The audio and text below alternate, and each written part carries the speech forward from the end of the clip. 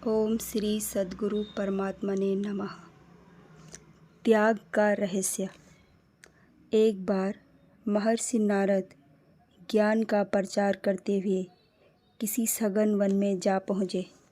वहाँ उन्होंने एक बहुत बड़ा घनी छाया वाला सेमल का वृक्ष देखा और उसकी छाया में विश्राम करने के लिए ठहर गए। नारद जी को उसकी शीतल छाया में आराम करके बड़ा आनंद हुआ। वे उसके वैभव की भूरी भूरी प्रशंसा करने लगे। उन्होंने उससे पूछा कि वृक्षराज, तुम्हारा इतना बड़ा वैभव किस प्रकार सुस्थिर रहता है?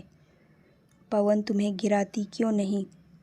सेमल के वृक्ष ने हंसते हुए ऋषि के प्रश्न का उत्तर दिया, भगवान, बेचारे पवन की कोई सामर्थ्य नहीं कि वह मेरा बाल भी बांका कर सके। वह मुझे किसी प्रकार गिरा नहीं सकता। नारद जी को लगा कि सेमल का वृक्ष अभिमान के नशे में ऐसे वचन बोल रहा है। उन्हें यह उत्तर उचित प्रतीत नहीं हुआ और झुंझलाते हुए सुरलोक को चले गए।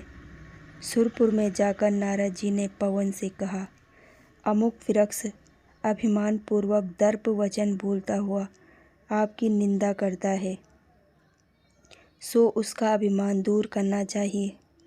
पवन को अपनी निंदा करने वाले पर बहुत क्रोध आया और वह उस वृक्ष को उखाड़ फेंकने के लिए बड़े प्रबल प्रभाव के साथ आंधी तूफान की तरह चल दिया।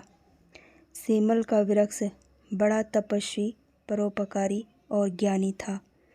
उसे भावी संकट की पूर्व सूचना मिल गई। वृक्ष ने अपने बचने का उपाय तुरंत ही कर लिया।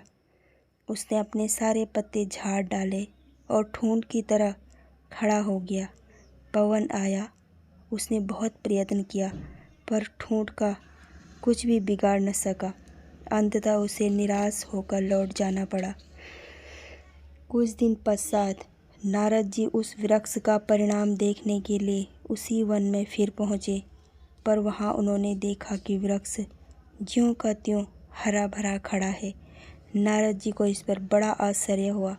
उन्होंने सेमल के वृक्ष से पूछा, पवन ने सारी शक्ति के साथ तुम्हें उखाड़ने की चेष्टा की थी, पर तुम तो अभी तक ज्यों के त्यों खड़े हुए हो, इसका क्या रहस्य है? वृक्ष ने नारद जी को प्रणाम किया और नम्रतापूर्वक निवेदन किया, ऋषिराज, मेरे पास इतना वैभव है, पर मैं इसके मोह में बंधा हुआ नहीं हूँ। संसार की सेवा के लिए इतने पत्तों को धारण किए हुए हूँ, परंतु जब ज़रूरत समझता हूँ, इस सारे वैभव को बिना किसी हिचकिचाहट के त्याग देता हूँ और ठूंठ बन जाता हूँ।